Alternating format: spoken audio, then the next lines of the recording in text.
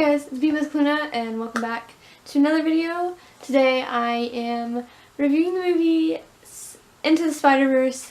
Today, this is my first movie review of 2019 and I'm really excited. Okay, so I saw this movie at the beginning of the year and I really enjoyed it. So let me start off with pretty much all the characters. So there's obviously Miles. This is a very Miles Morales-centric movie, which I absolutely love. I love Miles Morales. He's one of my favorite Spider-Mans. So I'm really glad we have a movie that's very, revolved around him. I thought that was, I just really liked that. It's kind of like, the movie's kind of like his backstory in a way. But it's, not in a way, because it's all the Spider-Mans in his story combined. Unlike it's just his own story, you know, like how Spider-Man has her own story, how Peter Parker has his own story. It's just mostly it's kind of like his backstory, but in a way it really isn't. And then he was probably he was one of my favorite Spider-Mans to watch on screen. I think, yeah, he was definitely one of my favorite to watch. So Peter Parker obviously is in the movie. Why wouldn't he? There's two of them. There's one that is in Miles' world in the beginning of the movie, who's very much younger, who kind of has his priorities straight, who is kind of like the best Spider-Man in the beginning of the movie.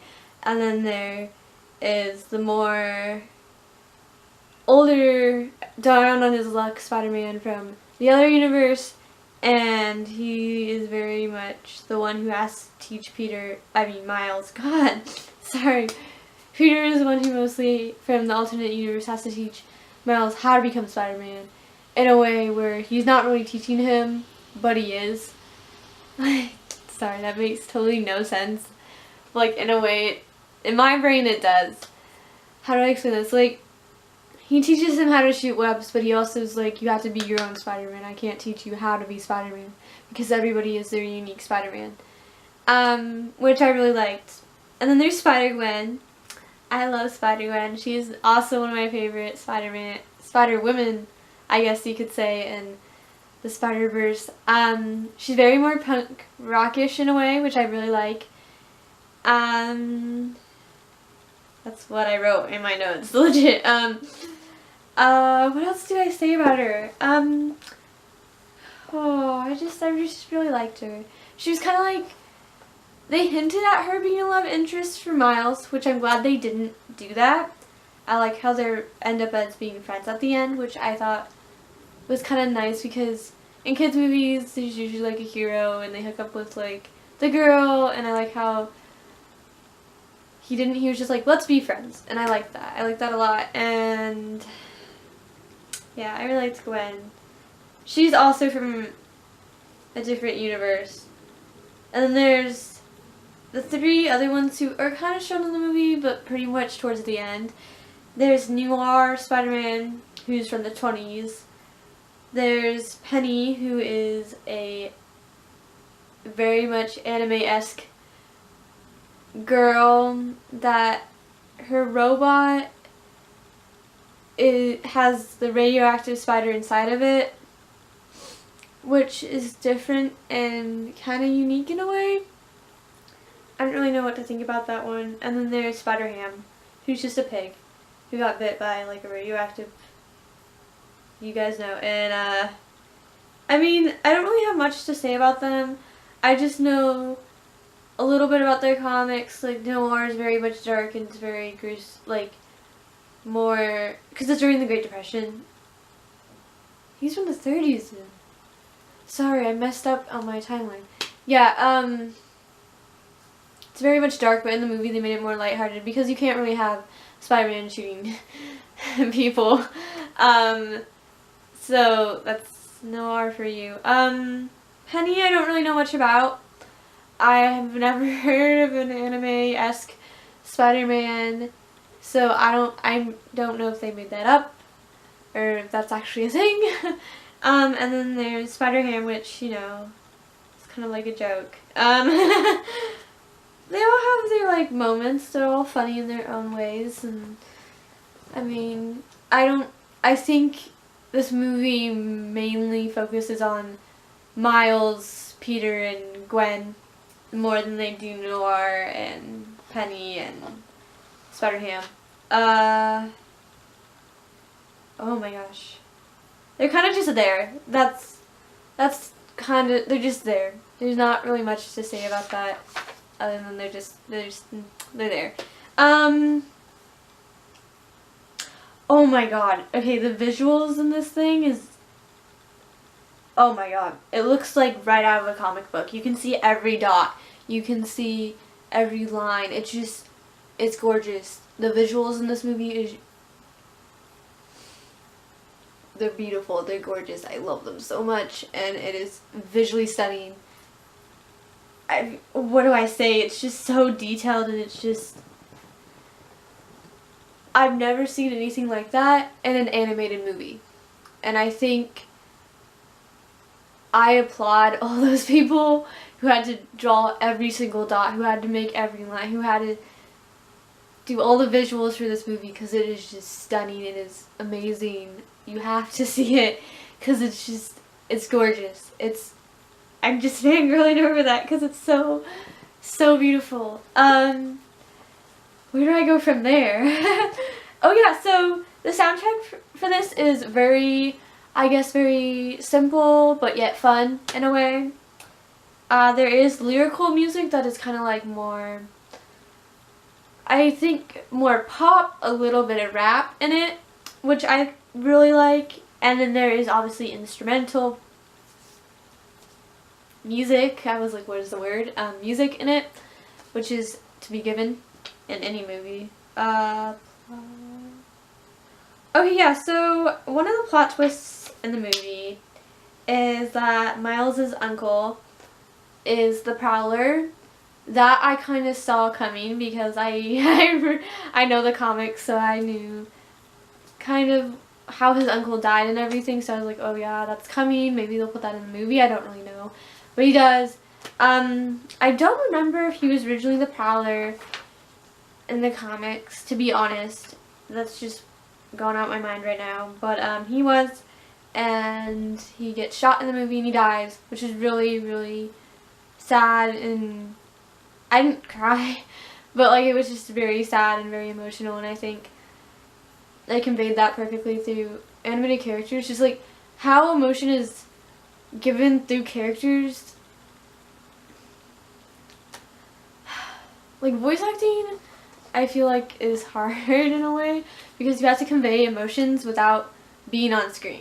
You have to convey it through a character who's animated. And I think that the emotion in that scene where he sees his uncle die and he's trying to save him and he can't save him, it's just really emotional and very well done. And I applaud them. So the main villain of the movie is Kingpin. He's a decent villain, I would say. You can definitely see why, I can see why he does the things he does, and it's because he wants his family back, because they left him and they died in a car crash when they were leaving, and it kind of like, he was like, oh god, like, my life's over, and it's because of Spider-Man. He wants to kill Spider-Mans, all the Spider-Mans, Spider-Woman, in the universe. And so they kind of just, so he builds this big machine that brings all of them to Miles's Brooklyn, and it's crazy, but like, I can see why he does the things he does, and so that's why I think he's a decent villain. Oh yeah, okay, so I wanted to talk about, I really love how Miles Morales, he like spray paints and he like does designs, like they're kind of like graphic designs, and they're really cool and they all look like spray paint, and so he like spray paints on a wall, and he does do that kind of stuff in the movie. And I like how he takes his suit and he spray paints the symbol on it. I think that's really cool. I like how they incorporated his hobby for spray painting and like design onto his suit. I really like that. I just thought that was really cool.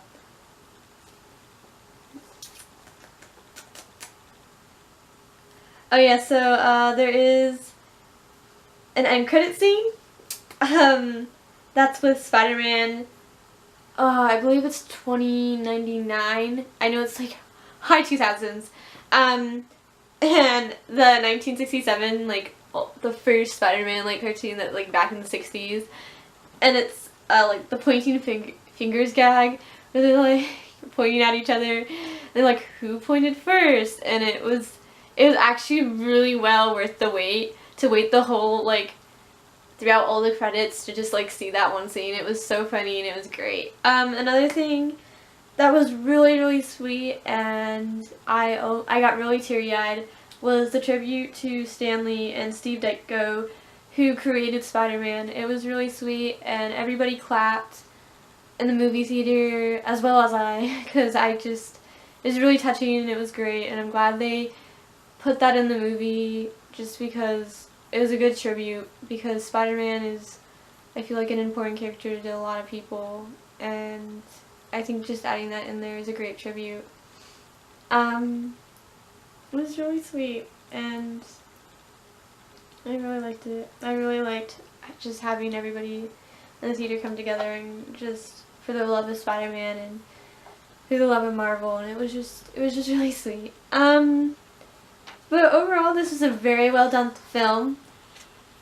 I definitely enjoyed it. It's definitely one of my favorite animated films that I have seen in a really long time. Last year, all the animated films, I think I ranked pretty low on the ones I saw in theater.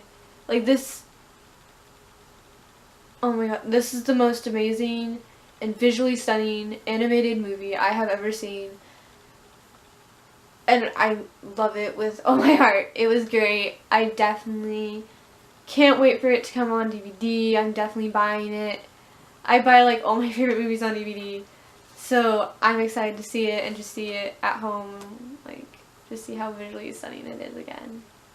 But thank you guys for watching this review. Gosh, I got really like kind of sad there for a second. I apologize. I'm not usually like that. But yeah, thanks for watching, guys. Please subscribe, comment, and thumbs up this video if you liked it. Please comment down below if you saw the movie and what characters you loved and what did you think about it, because I definitely love hearing you guys' opinions. I'm very open to hearing. If you didn't like it, I'm definitely open to hearing what you think. I'm definitely always there for you guys. I want my channel to be a place where people don't feel afraid to voice their opinions, and I definitely like to hear what you guys have to say.